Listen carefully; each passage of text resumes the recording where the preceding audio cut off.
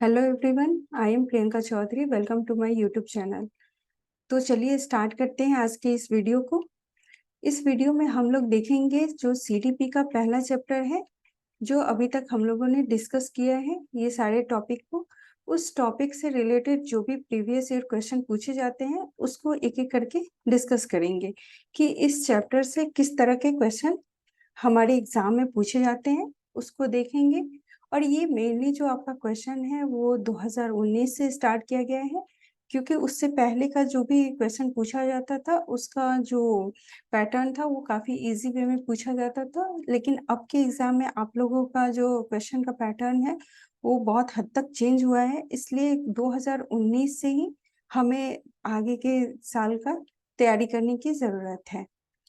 तो चलिए एक एक करके सारे क्वेश्चन को समझते हैं। ये टोटल जो भी क्वेश्चन है वो सारे के सारे इस चैप्टर से ही रिलेटेड है। तो एक एक करके सारे क्वेश्चन को हम लोग डिस्कस करते हैं।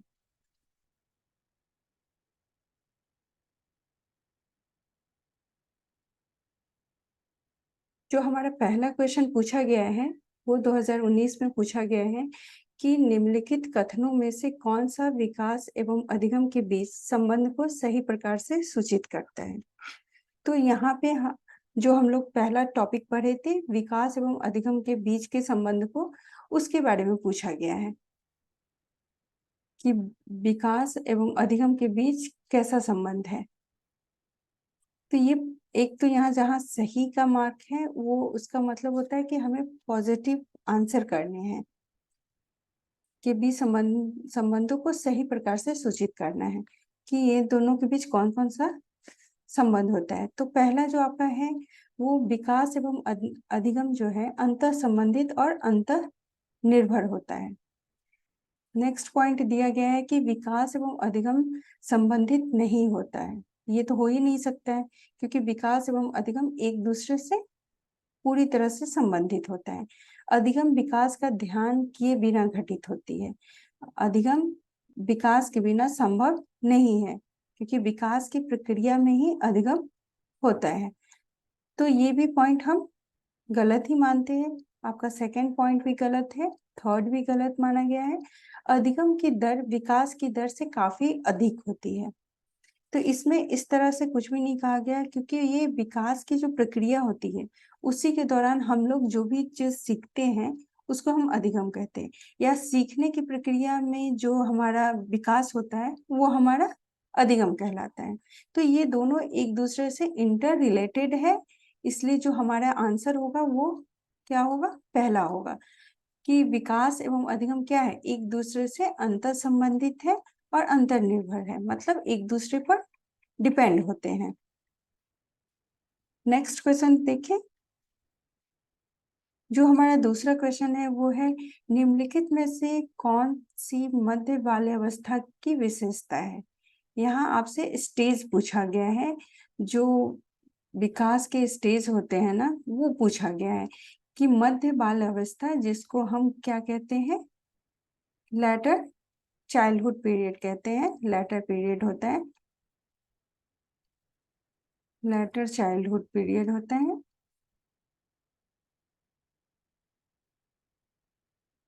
इसको कहते हैं, इसका जो टाइम पीरियड क्या होता है मध्य बाल अवस्था के, वो 6 से 12 ईयर माने जाते हैं। इस टाइम पीरियड में जो बाल्य अवस्था की विशेषता होती है, बालक की क्या क्या विशेषताएं देखने को मिलता है इस अवस्था में, तो उसके बारे में देखते हैं। कि पहला देता है कि अधिगम मुख्य रूप से संवेदी एवं चालक गतिविधियों द्वारा घटित होती है। ये पॉइंट हमें सही नहीं लग रहा है। नेक्स्ट हम देखते हैं कि शारीरिक वृद्धि एवं विकास बहुत तेज गति से होती है। और थर्ड पॉइंट है आपका अमुक्त रूप से सोचने तथा वैज्ञानिक तर्क का प्रयोग करने की योग्यता विकसित होती है। यहाँ अमुक्त रूप से कहा गया है। अमुक्त का मतलब होता है, अमुक्त जो होता है वो एब्स्ट्रैक्ट थिंकिंग माना जाता है, जिसमें हम लोग कल्पना के आधार पर जो भी सोचते हैं, जिसमें चीजें सामने हमारी नहीं होती है, लेकिन हम अपने तर्क शक्ति, अपने कल्पना शक्ति के हिसाब से जो भी हम सोचते हैं उसके बारे में कहा गया है। जो कि 6 से 12 साल के बच्चे ये नहीं कर पाते हैं। अमुक्त चिंतन आपका 6 से 12 साल के एज के बच्चे के लिए संभव नहीं है। वो किस तरह के चिंतन करते हैं? वो मेनली मुक्त चिंतन करते हैं। मुक्त चिंतन का मतलब होता है, मूर्त चिंतन का मतलब कॉन्क्रीट थिंकिंग बेस्ड होता है, जिसमें वस्तुओं को देख के, समझ के, छू के ही उसके बारे में सोचना स्टार्ट करते हैं। तो ये पॉइंट आपका गलत हुआ। थर्ड फोर्थ जो आपका पॉइंट कहा जा रहा है कि बच्चे जो है वो तार्किक एवं मुक्त रूप से सोचना प्रारंभ करते हैं। तो ये जो फोर्थ है वो इसमें क्या है कि लॉजिकल थिंकिंग भी हो रहा है, और इसका जो थिंकिंग का प्रोसेस है वो क्या है? कॉन्क्रीट होता है, कॉन्क्रीट थिंकिंग है।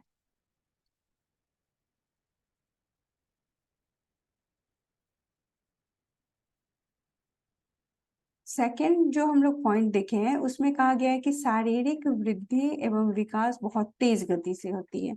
तो जो ये शारीरिक वृद्धि और विकास हम लोग जो बाल अवस्था के फेजेस में देखते हैं, स्टेज में देखते हैं, वो आपका इन्फेंसी स्टेज जो होता है, शैशव काल होता है, उसमें सबसे ज्यादा देखने को मिलता है। शारीरिक विकास सबसे तेज कब होता है? शैशव अवस्था में। इस अवस्था में वृद्धि एवं विकास बहुत तेज होता है। तो ये पॉइंट भी आपका गलत हो। मेनली जो आपका करेक्ट पॉइंट है वो क्या है? फोर्थ है। बच्चे किस तरह की थिंकिंग से सीखते हैं इस 6 से 12 के एज में? वो आपका है तर्क तार्किक एवं मुक्त रूप से सोच के चीजों को समझते हैं। नेक्स्ट हम लोग क्वेश्चन देखें। तो अगला क्वेश्चन कहता है कि बाल्यावस्था की अवधि में विकास किस तरह से होते हैं, उसके बारे में पढ़ेंगे।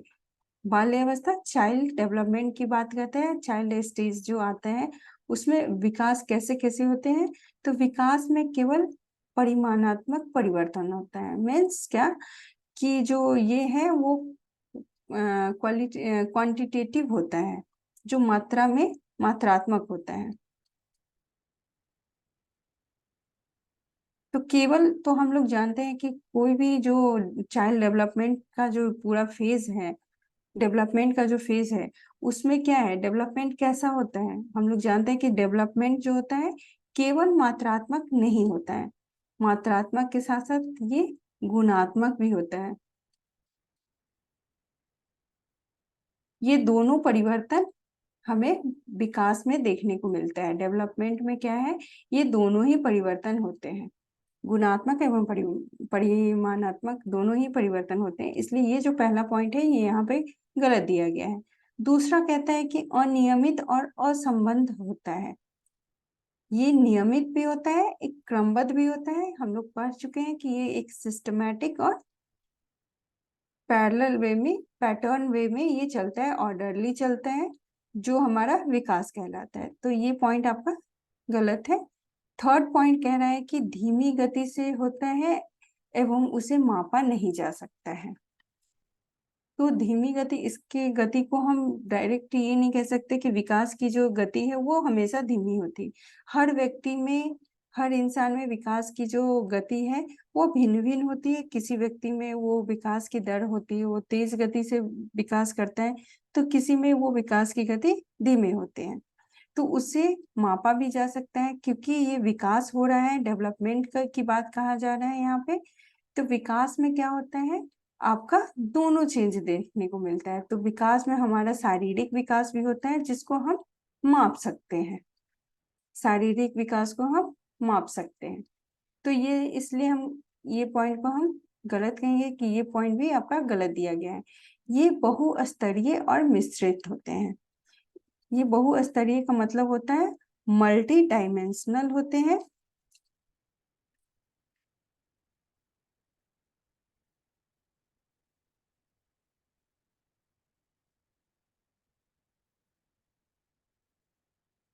बहुस्तरीय होते हैं क्योंकि विकास की जो प्रक्रिया है, विकास की प्रक्रिया में आपका हर क्षेत्र में विकास होता है, व्यापक विकास होता है। इसमें फिजिकल, सोशल, आपका ये मेंटल, सारे ग्रोथ सारे डेवलपमेंट हमें देखने को मिलता है, इमोशनल सारे डेवलपमेंट इसके अंदर आता है। तो इसलिए ये जो पॉइंट है वो आपका करेक्ट होगा। नेक्स्ट हम क्वेश्चन को देखते हैं। अगला जो हमारा क्वेश्चन है वो है अधिगम एक डैश और डैश प्रक्रिया है। अधिगम किस तरह की प्रक्रिया है? तो पहला कहा जा रहा है कि सरल एवं व्यक्तिगत। दूसरा है आपका जटिल निष्क्रिय है।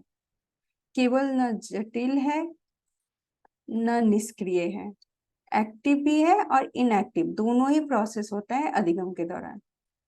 थर्ड आपका कहता है जटिल एवं सक्रिय प्रक्रिया है। फोर्थ है आपका सरल एवं रेखीय प्रक्रिया है। रेखीय मीन्स क्या होता है? जो पैरेलल वे में चलता है वो तो है नहीं। अधिगम में क्या है, कभी आप चीजों को जल्दी सीखते हैं, कभी अगले स्टेप में आप उस चीजों को भूल भी जाते हैं। तो एक रेखीय एक लय में आप कोई भी चीज को नहीं सीखते हैं, कभी उसमें उतार चढ़ाव आता है, कभी आप ज्यादा किसी चीज को जल्दी में सीख लेते हैं, किसी चीज को भूल भी सकते हैं। तो इस तरह से होता है। सरल हम नहीं कह सकते हैं क्योंकि अधिगम में हमें बहुत चीजों को सीखना होता है। जटिल का मतलब ही होता है जटिल। यहाँ पे जो आपका आंसर है वो आपका थर्ड होता है। थर्ड आंसर आपका राइट आंसर है, क्योंकि जो अधिगम है वो कैसी प्रक्रिया है? जटिल प्रक्रिया है, जिसमें इसमें सभी प्रकार के ज्ञान कौशल सभी सम्मिलित होते हैं। सक्रिय का मतलब होता है एक्टिव।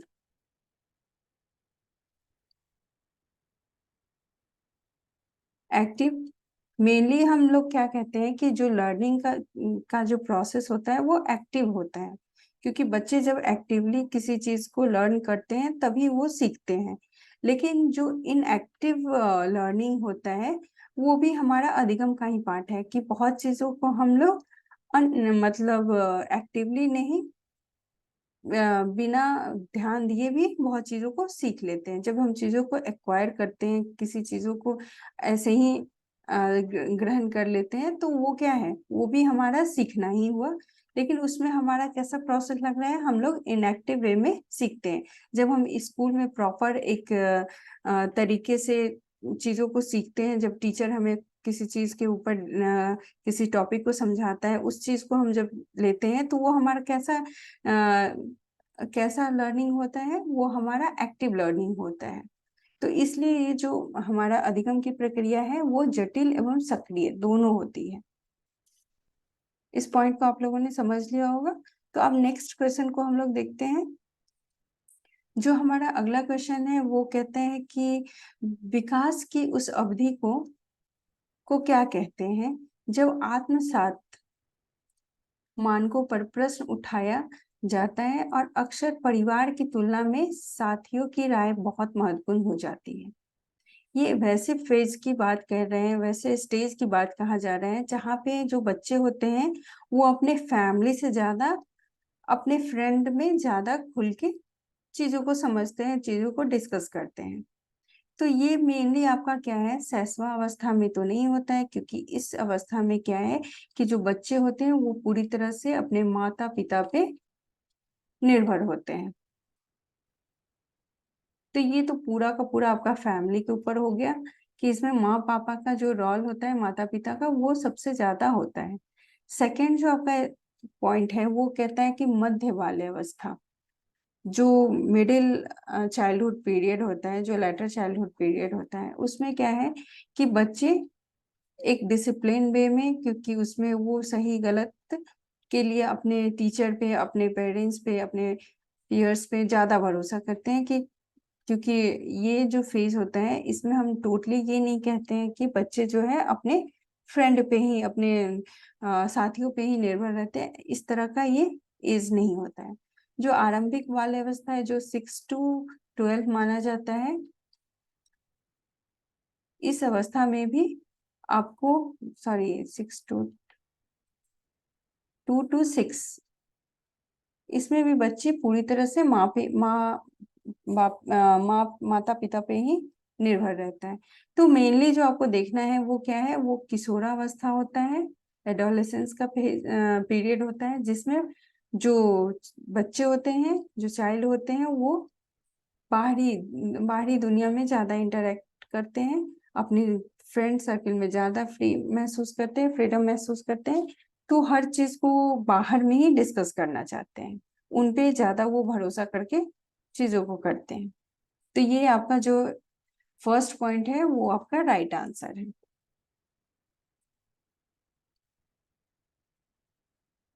नेक्स्ट क्वेश्चन देखते हैं। नेक्स्ट आपका कहता है कि विकास की कौन सी अवस्था में निम्न लक्षण समाहित है। अब ये हमें स्टेज के बारे में पूछा जा रहा है कि जिस स्टेज में स्वतंत्रता की स्थापना, असमता का विकास और अमुक्त चिंतन होता है।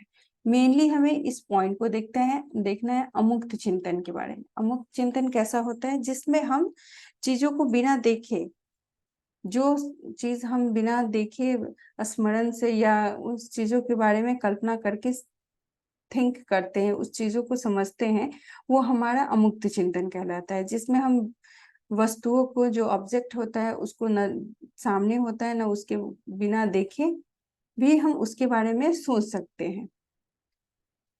तो ये हमारा जो मेनली आता है वो आपका किशोरावस्था में आता है।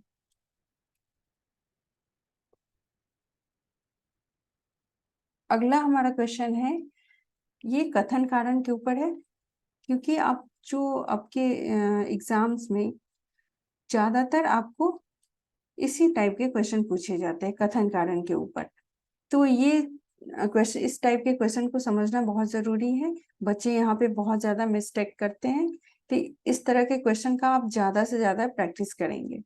तो ये जो क्वेश्चन है इसमें कहा गया है, पहला जो हमारा रहता है वो कथन है, किशोरा किशोरों को कक्षा में चर्चा और बहस के लिए ढेर सारे मौके प्रदान करने चाहिए। कारण इसका बताया जा रहा है, सहयोगात्मक अधिगम अर्थ के निष्कर्ष और विभिन्न विचारों को साझा करने का अवसर देता है। ये दोनों जो कथन है, कथन आपका कहता है कि जो किशोर होते हैं, जो एडोलेसेंस फेज में जो बच्चे होते हैं, उनको कक्षा में क्या है कि डिस्कशन करके सीखने को कहा जाता है। उनको ऐसा मौका देना चाहिए क्लासरूम के अंदर कि जिसमें वो अपने फ्रेंड के बीच में, जो अपने पीयर ग्रुप है उसके बीच में वो डिस्कशन करके चीजों को समझे। ये कथन करेक्ट है, राइट है, ऐसा होना चाहिए। चाइल्ड सेंटर, हम लोग चाइल्ड सेंटर की बात करते हैं कि शिक्षा जो हमारा होना चाहिए, जिसमें जो बच्चे हैं उनको केंद्र में रखना चाहिए। तो इसमें क्या है कि यहाँ पे बच्चे को ही मेन माना जा रहा है कि बच्चे चीजों को करके सीखे, इसकी बात कहा जा रहा है। इसका जो कारण है वो कहा गया है कि सहयोगात्मक जो अधिगम होता है, सहयोगात्मक अधिगम, जिसको कि हम क्या कहते हैं, कोऑपरेटिव लर्निंग कहते हैं।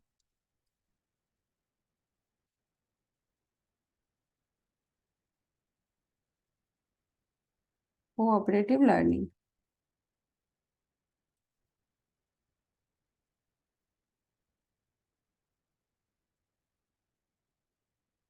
कोऑपरेटिव लर्निंग जिसमें विद्यार्थी आपस में मिलजुल कर सीखते हैं, एक साथ बैठ के आपस में मिलजुल के किसी भी टॉपिक पर डिस्कशन करके सीखते हैं, उसको कहा जाता है। तो इससे क्या बेनिफिट होता है, इससे उनके विचारों, जो उनके अंदर के विचार है वो एक दूसरे के साथ साझा करते हैं। एक दूसरे के साथ डिस्कशन करने से क्या होता है, वे आपस में अपने विचारों को एक दूसरे से साझा कर पाते हैं।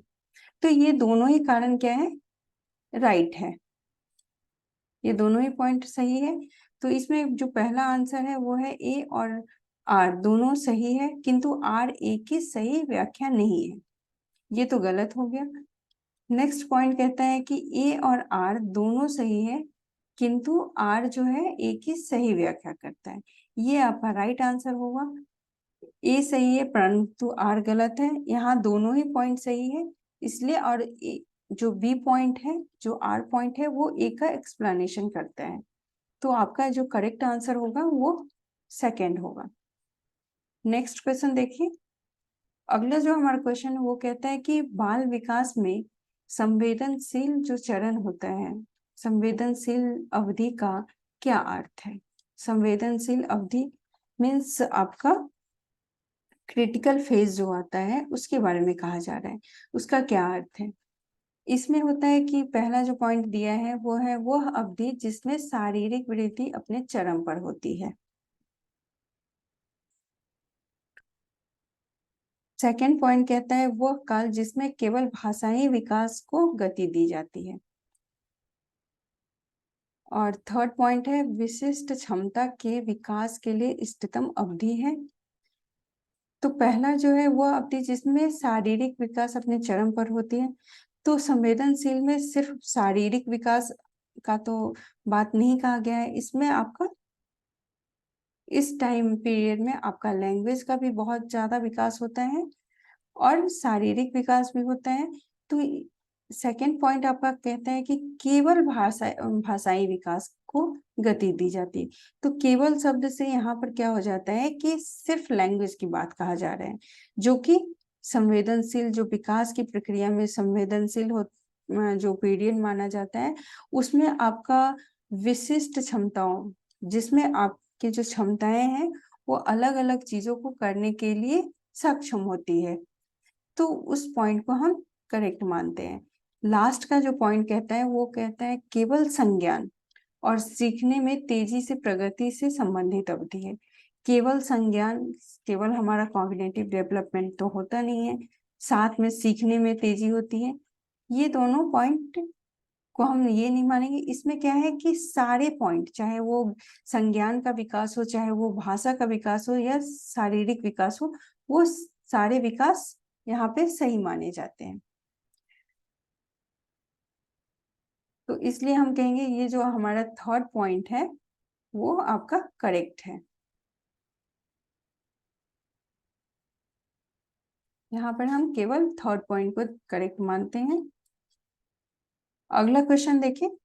तो जो हमारा अगला क्वेश्चन है वो है बाल्य अवस्था की अवधारणा से क्या अभिप्राय है। मीन्स बाल अवस्था जो चाइल्डहुड पीरियड होता है उसका कॉन्सेप्ट क्या है, हम इसके कॉन्सेप्ट को समझेंगे। तो यह विभिन्न सांस्कृतिक संदर्भों में सार्वभौमिक रूप से समान है।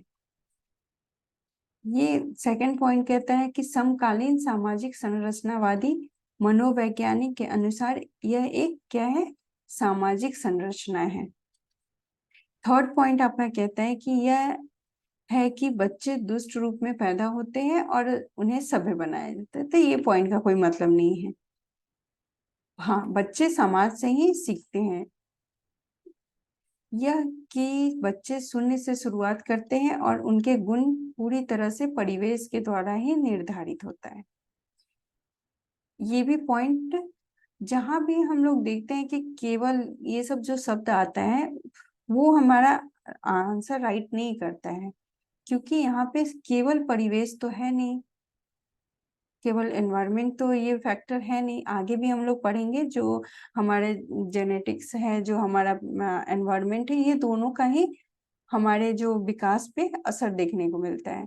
तो ये आपका भी पॉइंट गलत होता है।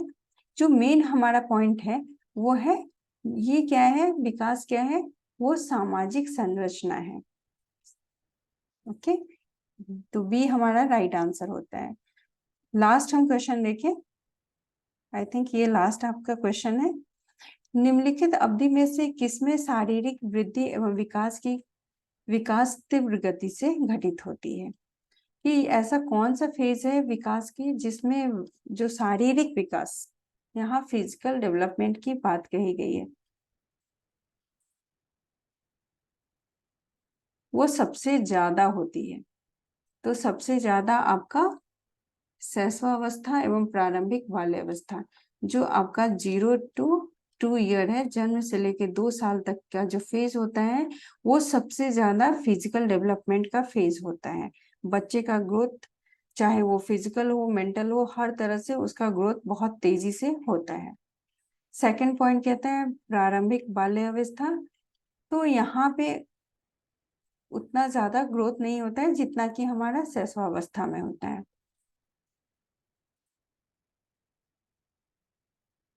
अगला अगला क्वेश्चन देखते हैं। अगले क्वेश्चन में कहा गया है कि निम्नलिखित में से कौन विकास के व्यापक आयामों की सही पहचान करती है। तो कौन कौन से आयाम है ये हम लोगों ने पढ़ा है। तो इसमें हम लोग देखते हैं कि पहला कह रहा है कि सामाजिक, शारीरिक और व्यक्तित्व। श्योर, तो ये तो है नहीं। इसमें हमारा शारीरिक, संज्ञानात्मक, जिसको हम संज्ञानात्मक को हम मानसिक विकास भी कहते हैं, मानसिक विकास, शारीरिक विकास, मानसिक, सामाजिक विकास भी होता है, और सांवेगिक, इमोशनल डेवलपमेंट भी होता है। ये चारों जो विकास है, मेन हमारे विकास के आयाम होते हैं। अब इसके अंदर ही हम लोग आगे भी देखते हैं कि सामाजिक के अंदर हमारा नैतिकता का विकास होता है, ये सब होता है, लेकिन मेनली जो हमारा विकास का आयाम है वो चार ही है। तो ये हमारा राइट आंसर होता है। अगला क्वेश्चन है, वह अवधि जो वयस्कता के संक्रमण की पहल करती है और उससे क्या कहते हैं? जो आपका संक्रमण का काल होता है, जिसको ट्रांजिशन फेज कहा जाता है, वे कौन से अवस्था को कहा जाता है? तो ये आपका जो हमारा चाइल्डहुड और अडल्टहुड, इन दोनों के बीच का जो फेज होता है, ट्रांजिशन फेज होता है, उसको हम क्या कहते हैं? किशोरावस्था कहते हैं। इसको हम किशोरावस्था कहते हैं। तो इसका राइट आंसर होता है किशोरावस्था। अगले क्वेश्चन की बात करें तो वो है, प्रारंभिक बाल अवस्था इस अवधि की ओर संकेत करते हैं। तो आपको पता है कि प्रारंभिक जो बाल्य अवस्था होते हैं, जिसका टाइम पीरियड 2 से 6 ईयर माना जाता है, प्री चाइल्डहुड फेज जो इसको माना जाता है, वो आपका यहाँ आपका 8 वर्ष दिया हुआ है। तो जो सबसे स्टार्टिंग का रहेगा प्रारंभिक बाल अवस्था, 6 to 12 आपको पता है कि लेटर चाइल्डहुड फेज होता है। तो ये इसका करेक्ट आंसर आपका होता है 3 to 8 years। तो ये सारा आपका जो जितने भी क्वेश्चन हम लोगों ने अभी किया है, वो सब ये टॉपिक फर्स्ट जो आपका सीडीपी का है उसके ऊपर है, जिसमें हम लोग ग्रोथ एंड डेवलपमेंट के बारे में पढ़े हैं, स्टेजेस के बारे में हम लोगों ने पढ़ा है कि ग्रोथ का कौन कौन सा स्टेज होता है। उसके बाद हम लोग डोमेन के बारे में पढ़े हैं कि विकास के कितने डोमेन है, कितने टाइप्स हैं, उसके बारे में हम लोगों ने पढ़ा है। ये 3 टॉपिक को कवर करके ये क्वेश्चन था आप लोगों का प्रीवियस ईयर का। तो इस तरह से हम लोग टॉपिक वाइज सारे क्वेश्चन को देखेंगे। तो ये हमारा जो पहला चैप्टर था आपका सीडीपी का, वो हम लोगों ने कंप्लीट कर लिए हैं। साथ में हम लोग क्वेश्चन को भी प्रैक्टिस किए। तो अब जो हमारा नेक्स्ट टॉपिक रहेगा वो रहेगा प्रिंसिपल ऑफ डेवलपमेंट, जो कि सीडीपी का सेकेंड चैप्टर है। ये आपका फर्स्ट चैप्टर था, ये फर्स्ट चैप्टर कंप्लीट हो गया है, जिसपे हम लोगों ने प्रीवियस ईयर क्वेश्चन को भी डिस्कस किए। तो अब हम लोग नेक्स्ट चैप्टर को देखेंगे अगले वीडियो में। तब तक के लिए धन्यवाद।